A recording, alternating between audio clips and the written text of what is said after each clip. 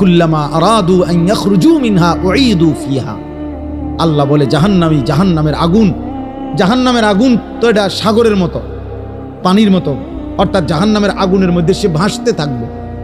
এই ভাসতে ভাসতে পানির কিনারে মানুষ পুকুরে যেরম সাঁতার কাইটা পারে আসতে চায়, আল্লাহ কোরআনে বলছে জাহান্নামী আগুনের মধ্যে সাঁতার কাইটা জাহান্নামের পারে আসতে চাইবে।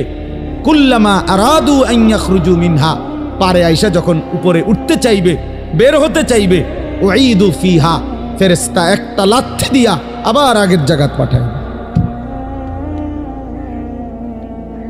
কোরআন শরীফের আয়াত বাপ, সরাসরি কোরআনের আয়াত। কুল্লামা নাদিজাত জুলুদুহুম বাদদালনাহুম জুলুদান গায়রাহা।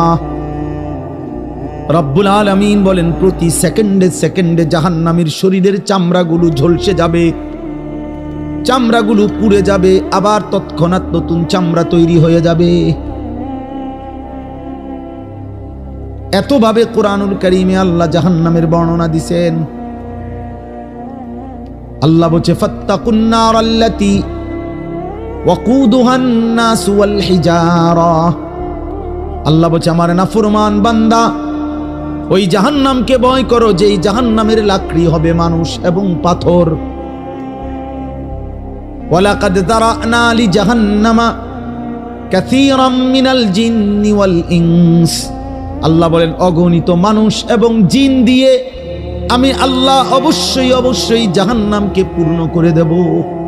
নাউযুবিল্লাহ। অতএব গুনাহ ছাড়তে হবে। কি ছাড়তে হবে বাপ? গুনাহ, চুরি, ডাকাতি, জিনা, ব্যভিচার, মদ, জুয়া, হত্যা, লুণ্ঠন, সুদ, ঘুষ, কিস্তি, হারাম, নাচ, গান, নাটক, সিনেমা, মা বোনদের বেপর্দা, বেহায়াপনা, তোমরা কিশোর যুবকদের মোবাইলের এই আসক্তি, প্রিয় বাপ, প্রিয় ছেলে, পর্দার আড়ালের মা, ছাড়তেই হবে এটা। আমাকেও আপনাকে। আল্লাহ তাআলা আমাদেরকে তৌফিক দান করেন, আল্লাহ আমাদেরকে কবুল করেন, আল্লাহ আমাদেরকে হিম্মত দান করেন, হিম্মত দান।